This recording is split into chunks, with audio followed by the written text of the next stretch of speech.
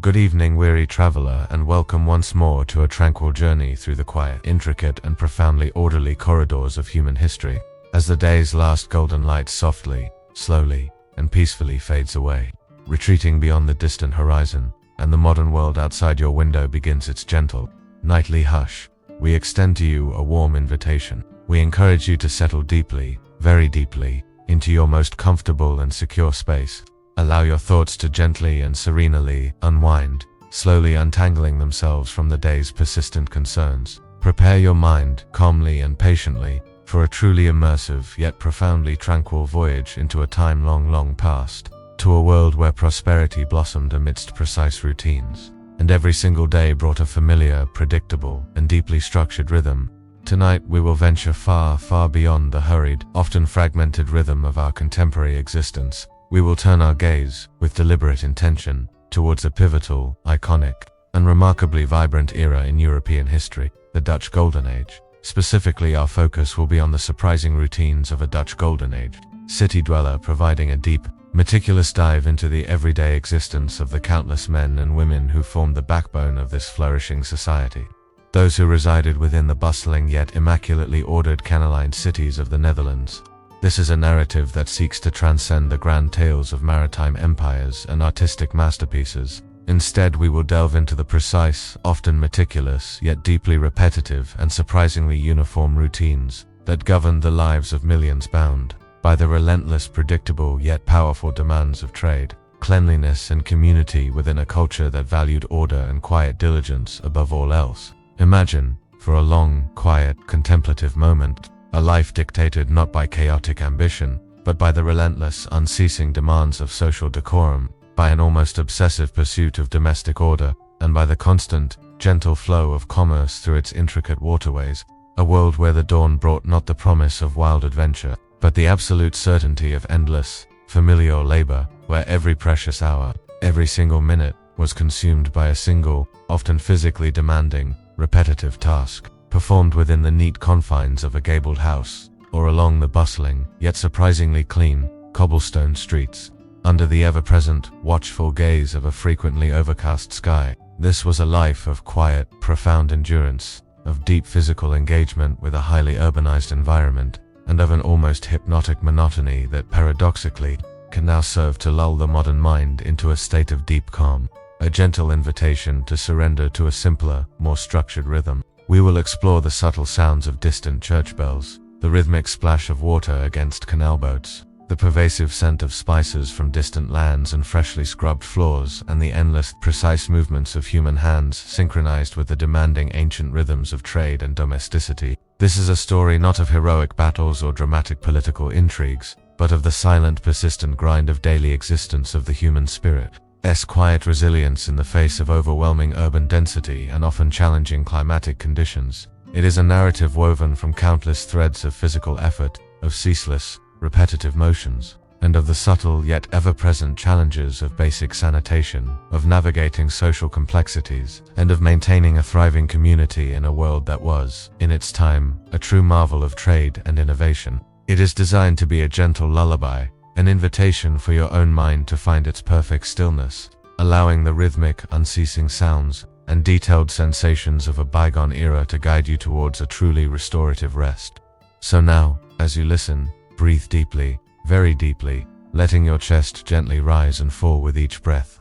Feel the comforting, soft weight of your blanket surrounding you, wrapping you in a cocoon of warmth and security.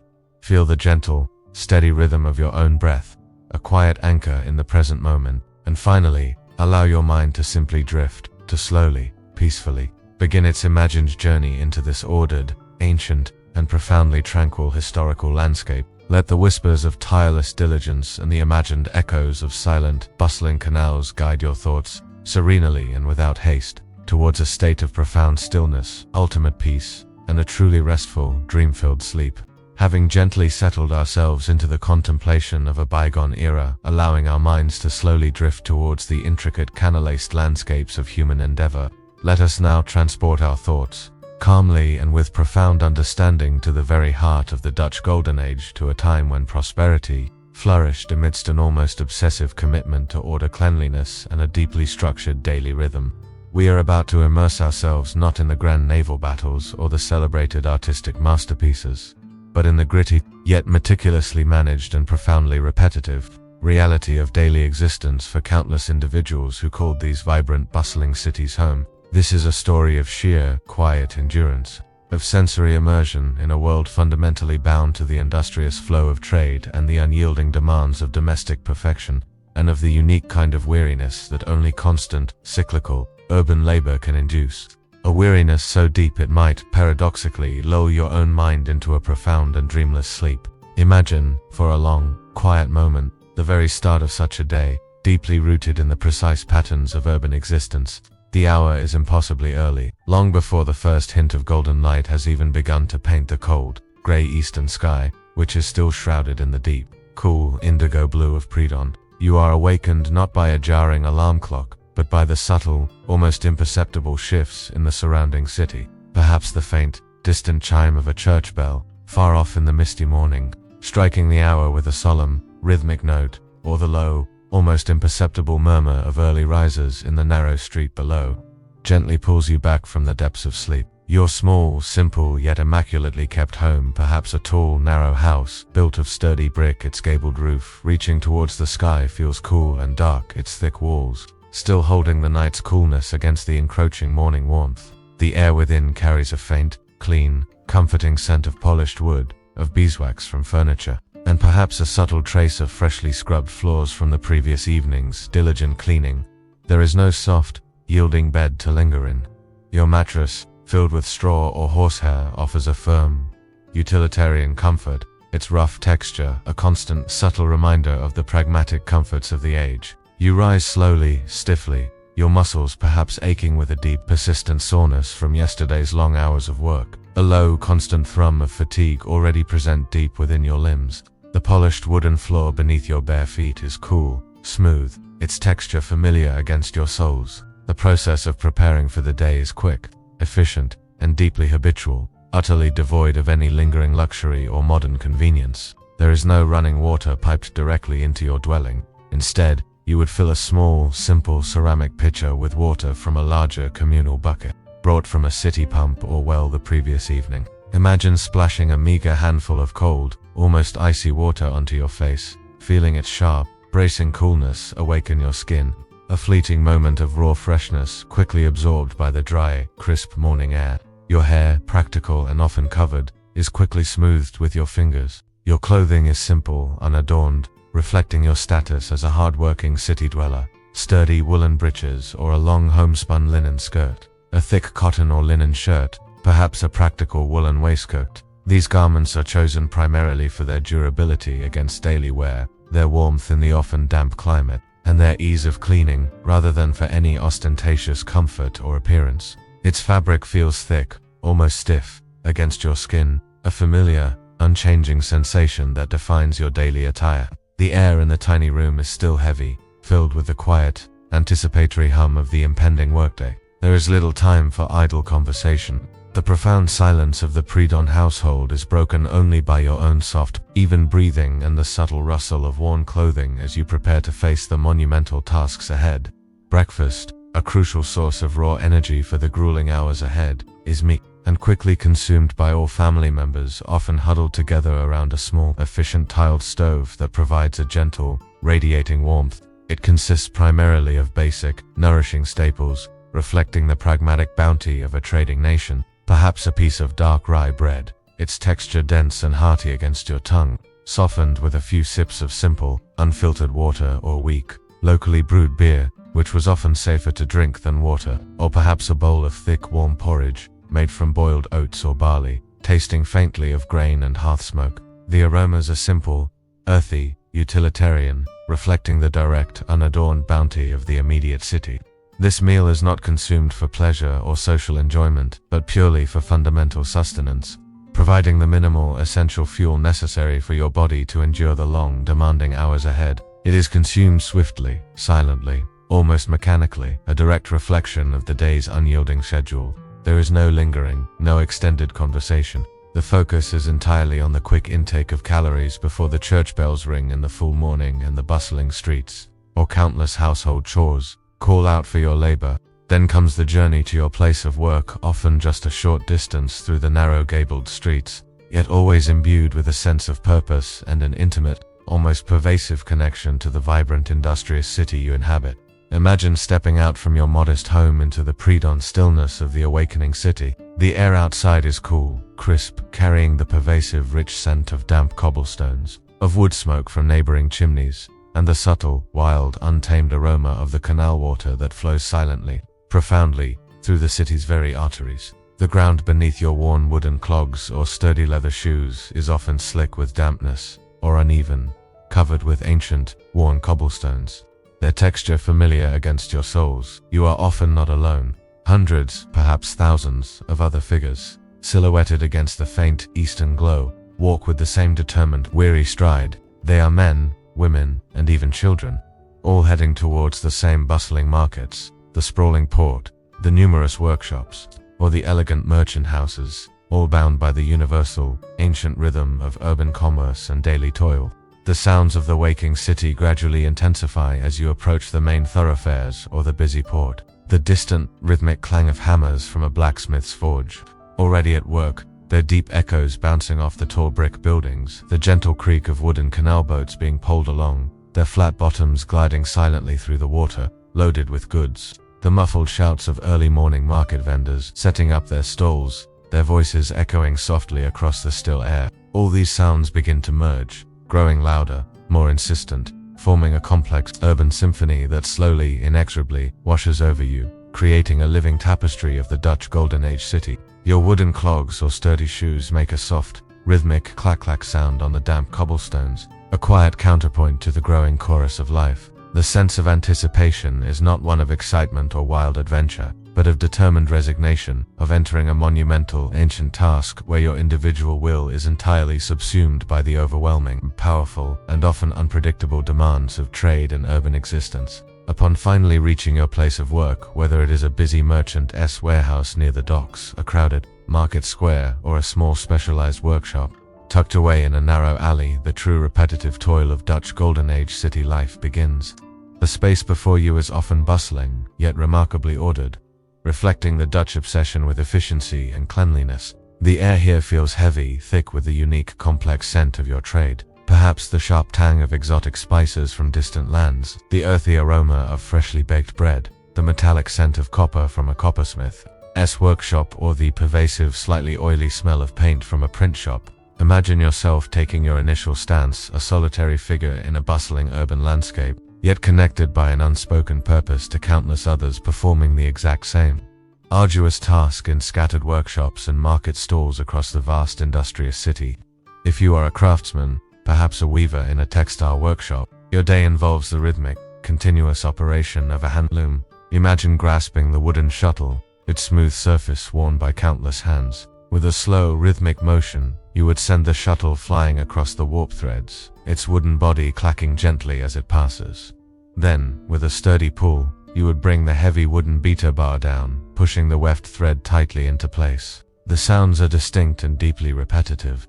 The soft clack-clack of the shuttle, the deeper thunk of the beater bar, the subtle rustle of new fabrics slowly, imperceptibly taking shape. Your hands move with a practiced, almost automatic precision, repeating the same sequence of motions countless times, hour after hour, day after day. The air is filled with the fine, almost invisible dust of wool or linen fibers, a constant, irritating presence that tickles your throat. The physical strain is constant, a deep, persistent ache in your back and shoulders.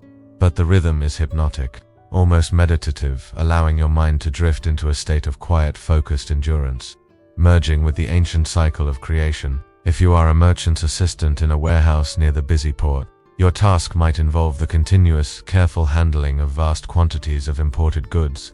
Imagine the rhythmic sounds of heavy wooden crates being slowly dragged across rough floorboards, their contents rattling softly. The soft creak of ropes as heavy bales of textiles are carefully lowered from high shelves.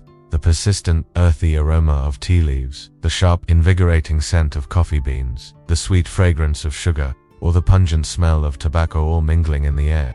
Your hands would be constantly engaged in the physical labor of stacking, unstacking, weighing, and packing goods, your body moving with a practiced, repetitive efficiency. The heavy physical nature of the work, the constant lifting and moving, would induce a deep bone-weary fatigue that permeated every limb, every muscle. Yet the repetitive motions would also create a sense of almost hypnotic rhythm in the quiet, dusty expanse of the warehouse.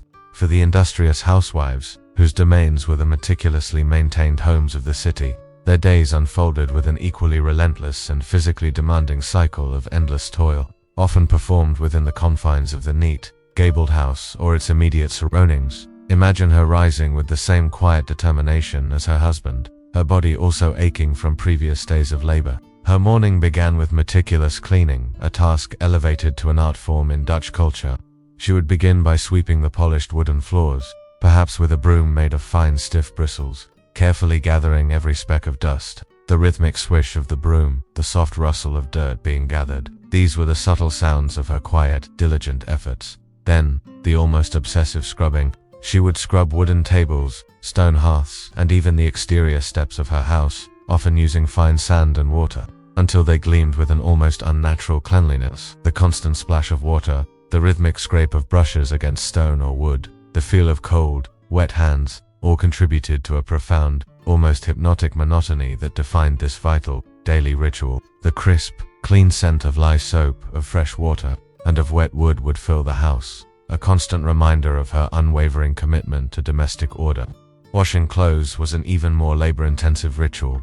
She would carry heavy baskets of dirty linens and woolen garments, perhaps down to a communal washing house or a designated area by the canal. Imagine kneeling by the cold, flowing water, soaking the coarse fabrics, then laboriously scrubbing them against rough washboards, beating them with a wooden paddle to loosen the dirt. The constant splash of water, the rhythmic thwack of the paddle against wet fabric, the feel of cold, rough cloth against her hands, these were the sounds and sensations of a task that consumed many hours, often in profound silence broken only by the sounds of the running water and perhaps the distant voices of other women engaged in the same repetitive chore. Once clean, the clothes would be meticulously hung to dry, often indoors on lines stretched across a room or in a small, private courtyard, their fresh, clean scent slowly permeating the air. The children, too, were an integral part of this shared life of diligent toil, learning their roles from a very young age. There was no concept of childhood leisure as we know it today. Young children would remain with their mother in the house or nearby, learning simple, repetitive tasks like polishing pewter, dusting furniture with a soft cloth, helping with small sweeping chores, or tending to the family's small vegetable patch in a hidden courtyard.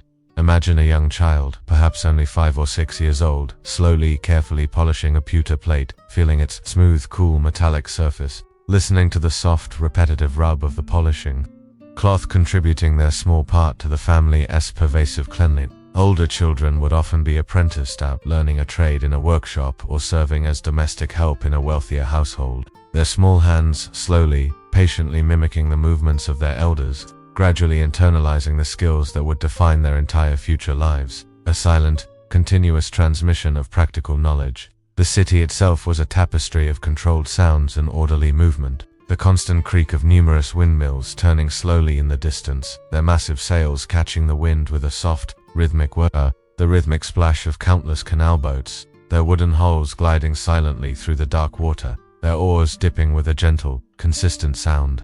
The distant, continuous clang of church bells marking the hours, their deep, resonant tones echoing across the gabled rooftops, the chatter of merchants in the bustling, yet orderly, market squares, their voices hushed by the sheer density of the crowds, the distinctive sounds of wooden clogs clacking rhythmically on the cobblestone streets, a ubiquitous melody of urban movement. These sounds, though numerous, blended into a continuous, predictable, and remarkably soothing hum, a soundscape of ordered activity that rarely escalated into chaotic din, a gentle backdrop to the rhythmic flow of daily life. As the sun began its slow, gradual descent towards the western horizon, painting the sky with muted shades of orange and deep purple, the air gradually, slowly, began to cool again, bringing with it the damp, pervasive chill of the Dutch evening.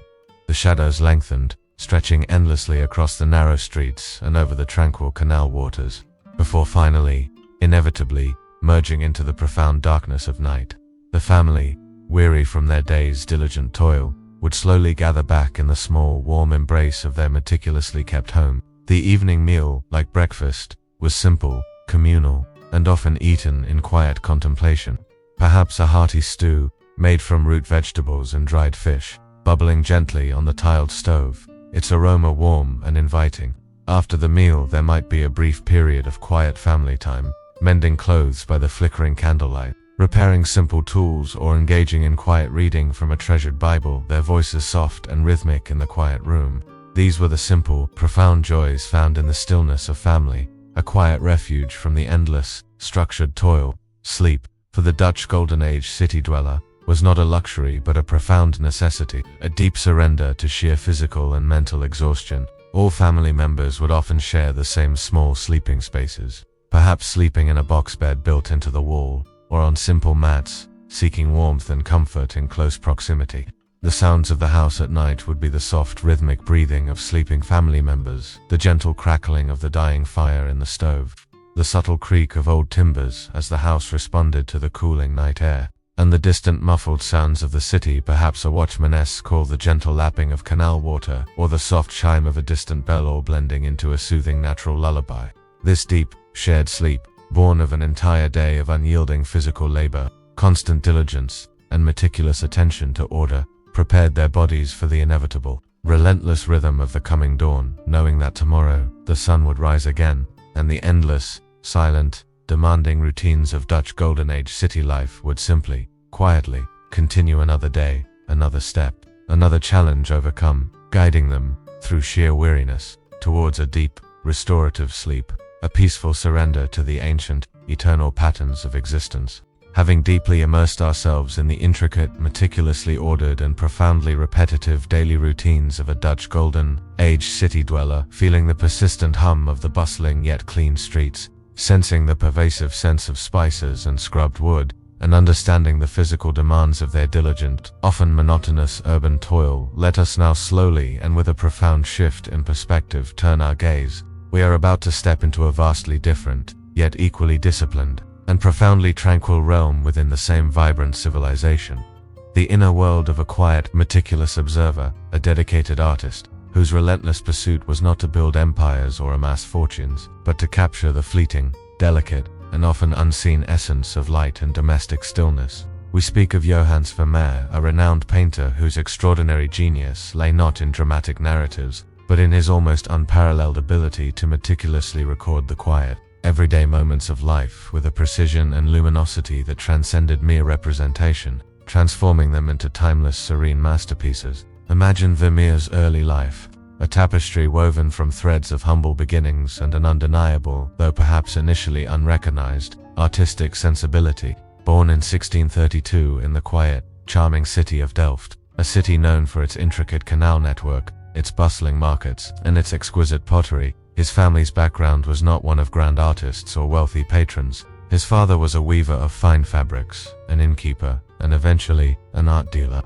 A profession that would have given young Johannes early exposure to the quiet world of art and its subtle nuances. Unlike the often chaotic, experimental paths of many artists of his era, Vermeer's life appears to have been remarkably stable, rooted in the familiar rhythms of his hometown. From a very young age, even amidst his father's varied occupations, a deep, intrinsic, and almost obsessive fascination with the interplay of light and shadow, with the quiet beauty of everyday objects and with the subtle expressions of human emotion began to subtly stir and blossom within his young, perceptive mind. Imagine him as a young boy spending long, quiet, unhurried hours observing the way sunlight filtered through a window, illuminating a simple ceramic jug on a table, or the way a woman's face was softly lit as she read a letter. This was a quiet passion, pursued with an ever-increasing intensity, slowly, steadily setting the stage for his extraordinary and groundbreaking future endeavors, where every single detail would matter. Vermeer's formal artistic training remains somewhat shrouded in the mists of history, a detail that adds to the quiet mystique surrounding his genius. It is believed he apprenticed with a local master painter, learning the intricate techniques of his craft. However, what truly set him apart was not simply technical skill, but his unique, profound approach to observation. He was not a prolific painter. His entire known output consists of only about 34 to 36 surviving works, a remarkably small number for an artist who worked for over 2 decades. This scarcity itself speaks volumes about his painstaking, deliberate, and incredibly slow working method. a testament to his unwavering commitment to absolute perfection in every single detail. Each painting was a long, unhurried process, a deeply meditative act of creation, consuming countless hours, even months, of meticulous labor. The true immense challenge and the ultimate test of Johannes Vermeer's profound artistic perseverance truly began with his chosen subject matter, the quiet, intimate, and often mundane scenes of domestic life. While other artists of his time painted grand historical narratives, dramatic portraits, or bustling cityscapes, Vermeer chose to focus on the stillness within four walls. Imagine his studio, often believed to be a specific room within his own home, located on the upper floor, with a large north-facing window that provided a consistent, soft, diffused light, perfect for painting. The room itself would be immaculately clean, reflecting the Dutch obsession with domestic order, perhaps with a single table, a chair, a map on the wall, a simple musical instrument. The air would carry the faint, subtle scent of linseed oil, of ground pigments, and of fresh canvas, aromas unique to an artist's quiet workspace. His days were spent in profound solitude, broken only by the soft, almost imperceptible sounds of his family moving in other parts of the house, or the distant, muffled chime of a church bell. Vermeer's painting process was a deliberate, almost ritualistic dance with light and color. Imagine him standing before a blank canvas, not rushing, but contemplating, deeply. He would first meticulously prepare his canvas, sometimes with a colored ground, and then carefully lay out his composition, often using a camera obscura, a rudimentary optical device, to aid his understanding of perspective and light. This was not a quick sketch, but a precise mathematical arrangement of elements. Then, the slow, painstaking application of paint would begin. He rarely used thick impasto strokes. Instead, he applied paint in thin, translucent layers, slowly building up the luminosity and depth of color. This technique, known as glazing, required immense patience, as each layer had to dry completely before the next could be applied, a process that could take days or even weeks for a single section of the painting. The rhythmic sound of his brush, soft hairs caressing the canvas, the gentle scraping of a palette knife mixing colors, these were the subtle sounds of his profound artistic concentration. His subjects were often simple: a woman reading a letter by a window, a young girl pouring milk from a jug, a musician playing a lute. Yet, through his unparalleled mastery of light, Vermeer transformed these ordinary moments into scenes of profound beauty and quiet contemplation. Imagine the way he meticulously captured the delicate interplay of light and shadow, the soft glow on a woman's face, the intricate reflections on a polished pearl earring, the subtle texture of a velvet curtain. He was obsessed with fidelity to light, often spending hours, absolutely still, observing how the sunlight filtered through a window, how it bounced off different surfaces, how it illuminated every single object in the room, capturing its unique luminosity. This was not a quick observation.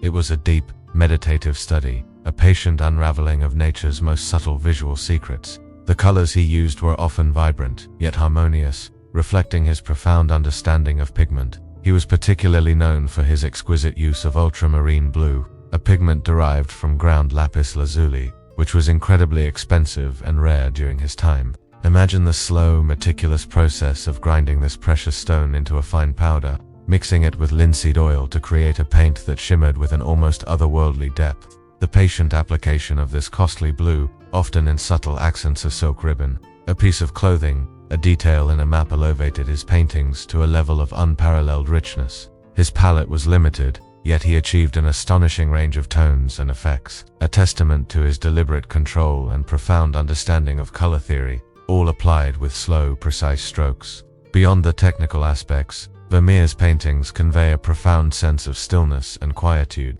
Imagine gazing at one of his masterpieces, The Milkmaid. The woman stands poised, pouring milk with quiet concentration, her gaze lowered, utterly absorbed in her task. The light illuminates her face and hands, highlighting the simple dignity of her labor. The objects around her: a breadbasket, a ceramic jug, a foot warmer rendered with astonishing detail. Yet they are not merely objects, they are silent witnesses to a moment frozen in time, imbued with a quiet, almost spiritual presence. There is no drama, no grand gesture, only the profound beauty of an ordinary moment, captured with such meticulous care that it invites the viewer into a similar state of calm observation.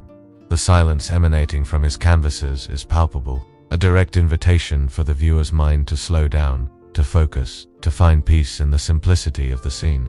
Vermeer's life was, in many ways, an enigma. He served as an art dealer for much of his career, a steady source of income that allowed him to pursue his incredibly slow and unprolific painting style. He had a large family, raising 11 children, yet his paintings convey an almost complete absence of domestic chaos, reflecting a deeply controlled, almost idealized vision of home life. He rarely left Delft, preferring the quiet rhythms of his hometown, allowing the world to come to him, to filter into his studio through the north-facing window. His fame during his lifetime was largely local, within Delft itself, not widespread across Europe like his contemporaries. His paintings were not mass-produced. Each was a singular, precious creation, painstakingly brought to completion over many quiet months. The discovery and widespread appreciation of Vermeer's genius did not happen during his lifetime, but centuries later. His work was largely forgotten after his death in 1675.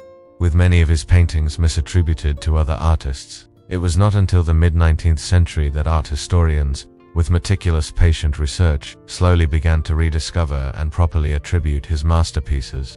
Imagine the quiet excitement of these historians, poring over old auction records, scrutinizing subtle brushstrokes, patiently piecing together the fragmented story of this forgotten master. The slow, methodical process of scholarly detection gradually brought Vermeer's name and his unparalleled vision back into the light, revealing a genius that had long slept quietly in the shadows of history. Johannes Vermeer's entire life and his astonishing artistic output stand as a profound testament to the immense, often unseen, power of quiet perseverance, of an almost obsessive, meticulous observation, and of an unwavering, singular commitment to a grand, deeply personal vision. His world was one defined by the quiet rhythms of a bustling yet ordered Dutch city, by the intricate interplay of domestic life, and by the constant subtle changes of light throughout the day. Yet, his approach to this world was one of deliberate, patient observation, of painstaking artistic creation, and of a deep, unshakable belief in the intrinsic beauty and profound significance of the ordinary moment. He lived with a quiet, unrelenting dedication, using his extraordinary artistic talents not for personal glory but to illuminate the everyday, to capture the ephemeral beauty of light, and to give silent voice to the quiet dignity of human existence within the four walls of a modest home. His lasting legacy is not merely in the handful of his published works, which stand as enduring masterpieces, but in the countless, unseen hours of quiet observation, in the methodical, repetitive brushstrokes, and in the profound stillness he brought to his canvases, allowing future generations to gaze upon his magnificent forms with awe and wonder, a visual legacy that continues to inspire. And as you contemplate the quiet discipline and profound enduring impact of this extraordinary artist, may your own mind find a similar stillness, a deep sense of calm, preparing you gently for a truly restful and dream-filled sleep. Having deeply immersed ourselves in the intricate, meticulously ordered and profoundly repetitive daily routines of a Dutch golden age city dweller, feeling the persistent hum of the bustling yet clean streets, sensing the pervasive sense of spices and scrubbed wood, and then contemplating the quiet, brilliant dedication of an artist like Johannes Vermeer, whose serene paintings captured the essence of light and domestic stillness, let us now, slowly and with a profound shift in perspective, turn our gaze. We are about to step into a vastly different, yet equally disciplined and profoundly tranquil realm within the same vibrant civilization. The silent, submerged world beneath the waves, the resting places of the mighty ships of the Dutch East India Company, or VOC. These are not places of bustling commerce or grand pronouncements, but rather somber, tranquil monuments to immense ambition, to perilous journeys, and to the immense unhurried power of the ocean to slowly, inexorably reclaim what was once vibrant and laden with the treasures of distant lands. Imagine, for a long, quiet moment, the vast, expansive oceans that connected the Dutch Republic to the furthest corners of the globe during its golden age. This was an era of unprecedented maritime exploration and immense global trade, a time when the Dutch East India Company, or VOC, as it was widely known, emerged as one of the most powerful and wealthy trading enterprises in human history. Its ships, grand sturdy vessels built of oak and pine, sailed continuously across treacherous seas, navigating immense distances, carrying precious cargo from the distant spice islands of Indonesia, the silk-producing regions of China, the bustling ports of India, and the exotic markets of Japan back to the bustling wharves of Amsterdam and Rotterdam. This was a silent, relentless pursuit of wealth and global influence, fueled by immense courage and an unwavering spirit of enterprise. Yet, for every successful journey, For every ship that returned laden with spices, silks, and porcelain, there was always the inherent, terrifying risk of the sea. The oceans, while pathways to prosperity, were also vast, indifferent forces of nature, capable of swallowing entire fleets in moments of unpredictable fury. Imagine the immense dangers faced by these ancient mariners. Violent, unpredictable storms with towering waves that could easily swamp a vessel, treacherous, uncharted reefs lurking just beneath the surface, the constant threat of piracy, and the silent, insidious perils of disease that could decimate a crew in weeks. For every ship that made it home, others found their final resting place in the dark, cold embrace of the ocean depths. These shipwrecks are not just historical footnotes, they are silent, sunken time capsules, holding within their decaying hulls the profound stories of disrupted journeys, of lost lives, and of treasures quietly reclaimed by the sea. The initial discovery of these Dutch East India Company shipwrecks was often accidental, slowly unfolding over centuries. Imagine local fishermen, perhaps in the shallow coastal waters of the Netherlands or along distant, rocky shores of Australia or South Africa, occasionally snagging their nets on submerged objects, perhaps pulling up an ancient barnacle-encrusted coin or a piece of peculiar pottery. Later, during the 19th and 20th centuries, as maritime technology slowly advanced, divers or salvagers, often seeking lost treasures, would occasionally encounter the ghostly outlines of sunken vessels. These initial discoveries were often fragmented, shrouded in mystery, mere hints of a past hidden beneath the waves. The scale of what lay beneath, the sheer number of lost ships from this era, was simply unimaginable. Shrouded in centuries of silence and the obscuring power of the ocean, the systematic archaeological exploration, the careful, deliberate work to uncover these submerged worlds, only truly began in the latter half of the 20th century, a process that has continued, patiently, methodically, for decades. When underwater archaeologists began their careful, painstaking work, they encountered a unique phenomenon of preservation, subtly different from our buried cities. Unlike artifacts on land that are exposed to air and rapid decay, objects submerged in cold, dark, oxygen-poor ocean environments can be remarkably preserved, sometimes for centuries. The sea, while destructive in its power, also acts as a silent, natural curator. Imagine the archaeologist, moving slowly and deliberately through the cool, dark embrace of the ocean depths, their breathing regulated by the gentle, rhythmic hiss of their oxygen tanks. The only sounds would be the soft, muffled bubbles of their own breath, the distant, gentle murmur of unseen ocean currents, and the occasional, very faint creak of the decaying ship's timbers. The light from their powerful lamps, cutting through the murky water, would illuminate the ghostly outlines of a sunken hull, its timbers encrusted with corals and marine growth, slowly revealing the silent remnants of a powerful vessel. The process of underwater excavation is a study in profound patience and meticulous precision, often unfolding at an even slower pace than land-based archaeology. Due to the immense challenges of the marine environment, imagine the archaeologist suspended weightlessly in the water, not with heavy shovels, but with delicate tools, a small hand trowel, a soft bristle brush, perhaps a suction dredge that gently lifts sand and sediment. Each scoop of sand, each delicate sweep of the brush, is performed with unwavering focus, revealing layer upon silent layer of the ship's cargo, its structure, and the personal effects of its crew. The air is often still, save for the movement of the diver, the faint scent of salt and old wood subtly permeating the senses. The sounds are minimal, the gentle scrape of metal on hardened seabed, the soft whisper of brushes as they clear sediment, the quiet click of a newly discovered artifact as it is carefully placed into a protective basket. This slow, deliberate act of uncovering is profoundly meditative, a rhythmic connection with the hands and minds of those who sailed long ago, a quiet conversation across centuries, allowing the past to gently, slowly emerge from its long, watery slumber. What was preserved in these remarkable, silent, submerged time capsules? It was not just the grand structure of the ship itself, but the minutiae of daily life and the immense diversity of its cargo, captured in stunning, almost uncanny, detail. Imagine an archaeologist carefully retrieving a single, perfectly intact ceramic plate, perhaps still bearing the faint hand-painted blue and white design of Delftware, a direct link to the Dutch city we just explored, or perhaps a sturdy clay pipe, its bowl still faintly smelling of tobacco, silently telling the story of a sailor's moment of quiet respite. These are not dramatic artifacts, they are the quiet, mundane objects of daily existence. brought to life through their extraordinary preservation by the cold, dark ocean depths. The silence here is immense, broken only by the rhythmic sound of the diver's breathing and the gentle currents that swirl around the ancient timbers.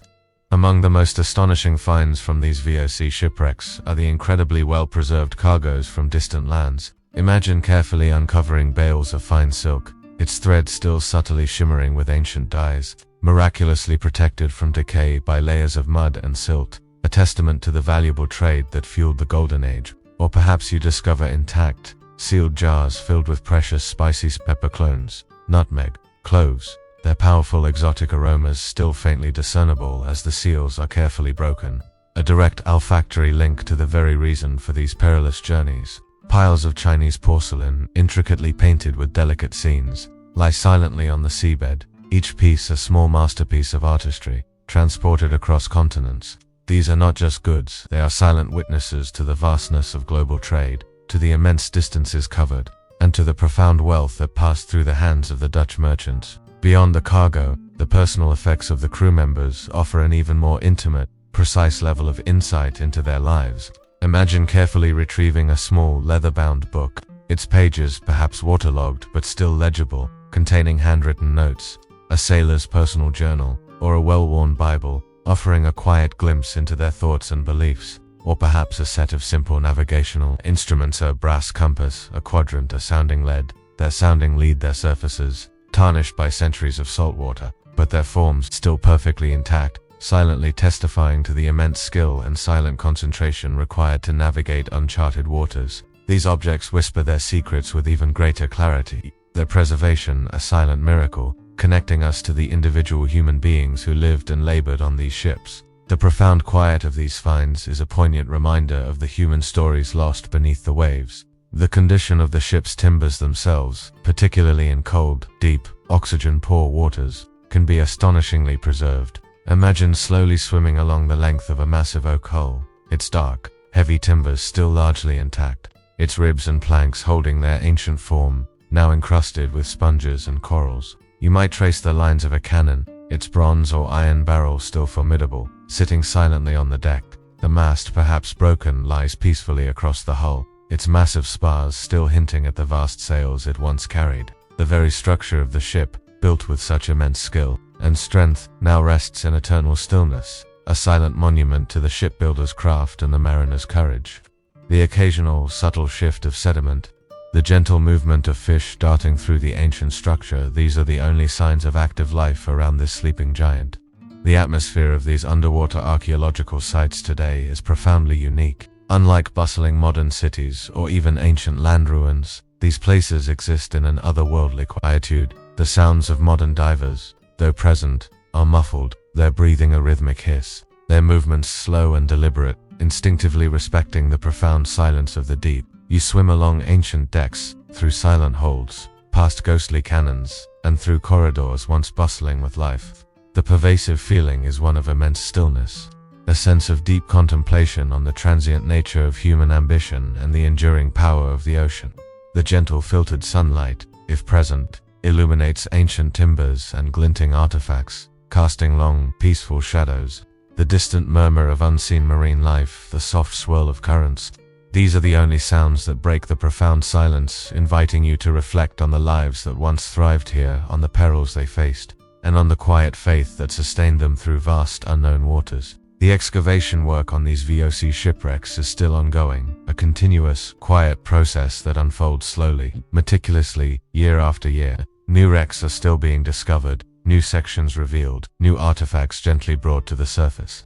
Imagine the quiet anticipation of the archaeologists, knowing that beneath every layer of sand and sediment, within every decaying hull, there might be another silent secret, another forgotten story waiting patiently to be revealed. This perpetual unveiling, this slow, deliberate uncovering of the past, reinforces the idea of history as a continuously unfolding mystery, a quiet invitation to keep looking, to keep learning, to keep listening to the whispers of ancient voyages. These silent sunken ships serve as a profound enduring monument not just to the immense ambition and technological prowess of the Dutch Golden Age, but to the very human process of exploration, trade, and the unpredictable currents of fate and nature.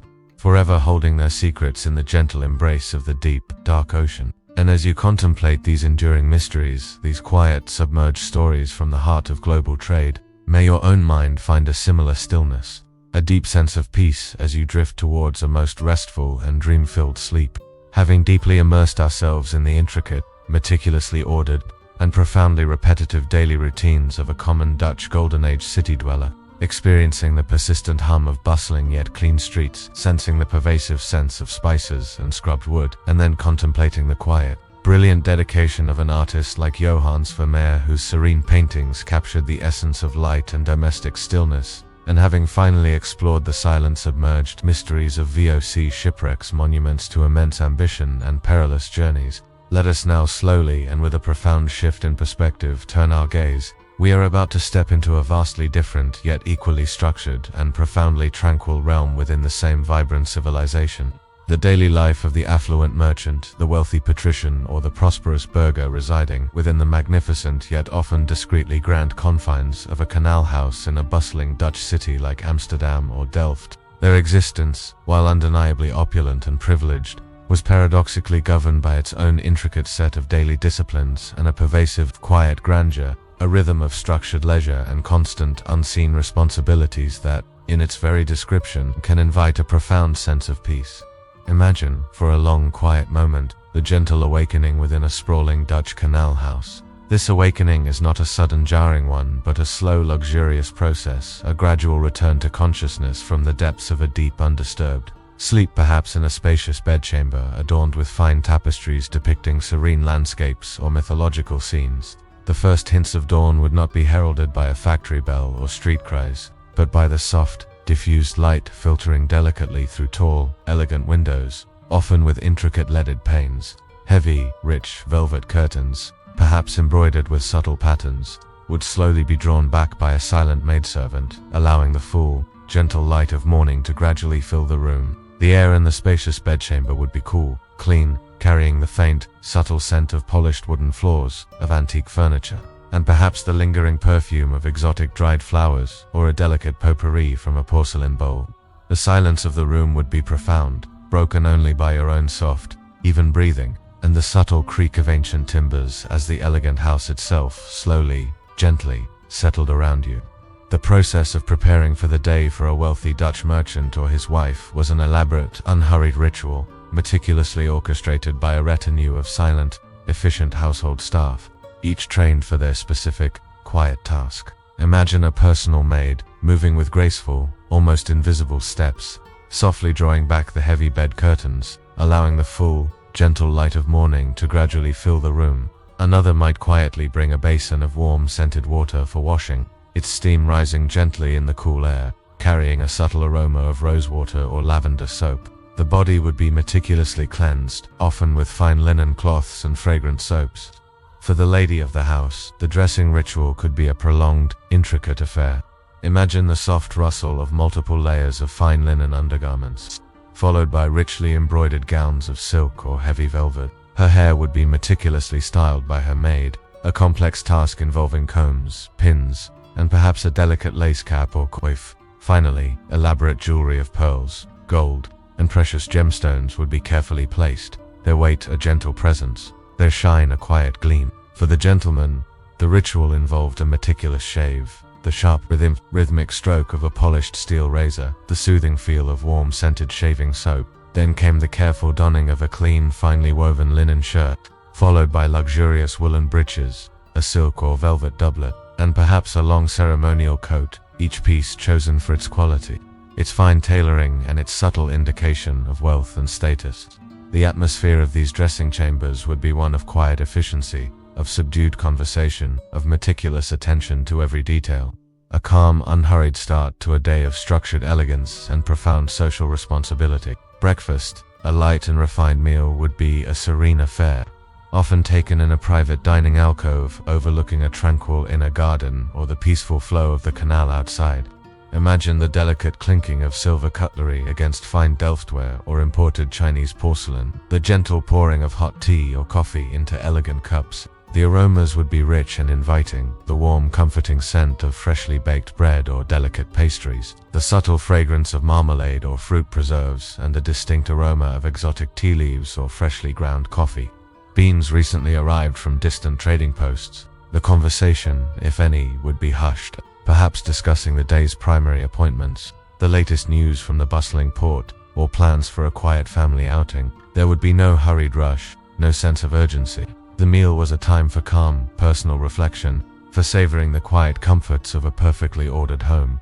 Before the more formal engagements of the day truly began, the discreet movements of the household staff, ensuring every need was anticipated and met with silent grace, would contribute to an unbroken sense of peace, a constant, underlying hum of well-being.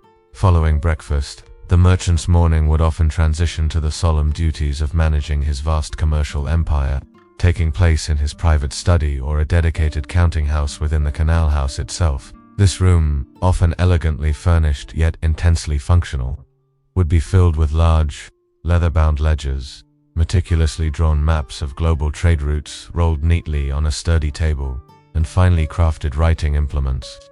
Here, the work was one of careful deliberation, not hurried reaction. He would receive reports from his clerks, his captains, or his agents, delivered with formal bows and hushed, respectful tones. These reports might detail the arrival of a new ship from the East Indies, the sale of a large shipment of spices, the progress of a new investment, or the current price of tulip bulbs in the burgeoning market. Decisions were made not through shouting or dramatic pronouncements, but through calm, considered thought, often after long periods of silent contemplation, perhaps with the quiet counsel of a trusted associate. Imagine the soft rustle of parchment scrolls being unrolled, the quiet scratching of a scribe's quill pen on vellum as invoices were recorded, and the faint, methodical murmuring of financial figures being read aloud by a meticulously trained accountant. This silent bureaucracy, running with seamless efficiency, was the unseen engine of his mercantile power, a testament to meticulous planning and precise execution, ensuring the continued prosperity of his vast enterprises. For the Dutch lady of the house, the morning might involve the quiet, meticulous management of her vast household, a complex undertaking that required profound organization and a calm, authoritative demeanor, a role often underestimated in its complexity. Imagine her moving gracefully through the canal house's many rooms, quietly overseeing her large staff of maidservants, cooks, scullery maids, and other household workers, delegating tasks with quiet precision, ensuring the smooth operation of the castle kitchen, the pantry, the laundry, or the children's quarters. Her voice would be calm, measured, giving instructions with quiet authority, her presence inspiring respectful diligence. She might spend hours engaged in correspondence, writing long, beautifully penned letters to family and friends, discussing family matters, social engagements, or even investment opportunities. The gentle scratch of her quill pen on fine stationery, the soft rustle of paper, the quiet deliberation as she chose each word, these would be the dominant sounds of this activity. Or perhaps, she would occupy herself with quiet needlework, her fingers moving rhythmically, meticulously, stitching intricate patterns onto fine fabric or creating delicate lace. The subtle, rhythmic prick of the needle, the soft pull of the thread, would create a soothing, repetitive sound, a form of active meditation. The air in her private sitting room or vorhuis would be still, serene, perhaps carrying the faint scent of polished wood and fresh flowers from a vase. Midday would bring the middagmaal, a light lunch, often eaten with little ceremony, perhaps just bread, cheese, and beer. Then, a significant part of the afternoon for the wealthy merchant would be dedicated to leisure, often involving activities directly related to his cultural pursuits or personal upkeep. This might involve a quiet, solitary stroll through his private inner garden. If the canal house was fortunate enough to possess one, a small, enclosed space filled with fragrant herbs and delicate flowers, imagine the soft crunch of gravel under his fine leather shoes as he walked along winding paths, admiring the meticulously arranged flower beds, or perhaps contemplating the gentle flow of water in a small, decorative fountain. The air would be filled with the sweet, pervasive scent of roses, lilies, and countless other blossoms. The only sounds would be the gentle hum of bees, the distant, muffled chirping of unseen birds from the dense foliage, and the soft rustle of leaves in a barely perceptible breeze. These moments of quiet solitude in nature provided a serene contrast to the more formal duties of his day. Alternatively, Leisure might involve quiet, artistic appreciation or intellectual pursuits. Imagine him in his private gallery, a room dedicated to displaying his art collection, filled with the works of Dutch masters like Rembrandt or Frans Hals. He might spend hours quietly contemplating a single painting, admiring its subtle nuances of light and shadow, its intricate details, its profound narrative. The silence of the room would be absolute, broken only by his own soft breathing and the gentle turning of pages in a catalogue. Or he might retire to his private library, a quiet sanctuary filled with weighty tomes and ancient scrolls, where he would immerse himself in classical literature, philosophy, or theological debates. The soft rustle of pages, the gentle creak of his reading chair, these would be the sounds of his intellectual endeavors, all performed with a calm, unhurried focus.